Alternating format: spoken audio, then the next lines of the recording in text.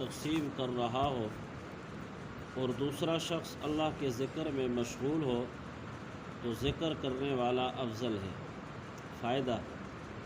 یعنی اللہ کے راستے میں خرچ کرنا کتنی ہی بڑی چیز کیوں نہ ہو، لیکن اللہ کی یاد اس کے مقابلے میں بھی افضل ہے۔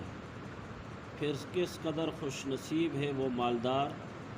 اللہ کے راستے میں خرچ کرنے والے جن کو اللہ کے ذکر کی بھی توفیق نصیب ہو جائے۔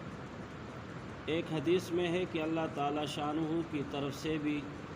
روزانہ بندوں پر صدقہ ہوتا رہتا ہے اور ہر شخص کو اس کی حیثیت کے موافق کچھ نہ کچھ عطا ہوتا رہتا ہے، لیکن کوئی عطا اس سے بڑھ کر نہیں کہ اس کو اللہ کی ذکر کی توفیق نصیب ہو جائے۔ جو لوگ کاروبار میں مشغول رہتے ہیں، تجارت، زراعت، ملازمت میں گرے ہوئے رہتے ہیں، اگر تھوڑا بہت وقت اللہ کی یاد کے لیے اپنے اوقات میں سے نکالے تو کیسی مفت کی کمائی ہے۔ دن رات کے 24 گھنٹوں میں سے 2-4 گھنٹے اس کام کے لیے نکال لینا کون سی مشکل بات ہے۔ آخر فضولیات، لغویات میں بہت سا وقت خرچ ہوتا ہے، اس کارآمد چیز کے واسطے وقت نکالنا کیا دشوار ہے۔ ایک حدیث میں حضور صلی اللہ تعالی علیہ وسلم کا ارشاد ہے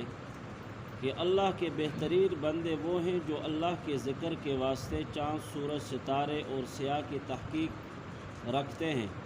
یعنی اوقات کی تحقیق کا اہتمام کرتے ہیں۔ اگرچہ اس زمانے میں گھڑی گھنٹوں کی کثرت نے اس سے بے نیاز کر دیا، پھر بھی فی الجملہ واقفیت ان چیزوں کی مناسب ہے کہ گھڑی کے خراب اور غلط ہو جانے کی صورت میں اوقات ضائع نہ ہو جائیں۔ ایک حدیث میں آیا ہے کہ زمین کے جس حصے پہ اللہ کا ذکر کیا جائے وہ حصہ نیچے ساتوں زمین تک دوسرے حصوں پر فخر کرتا ہے۔ حضور صلی اللہ تعالی علیہ وسلم کا ارشاد ہے کہ جنت میں جانے کے بعد اہل جنت کو دنیا کی کسی چیز کا بھی افسوس نہیں ہوگا بجز اس گھڑی کے جو دنیا میں اللہ کے ذکر کیے بغیر گزر جائے۔ جنت میں جانے کے بعد جب یہ منظر سامنے ہوگا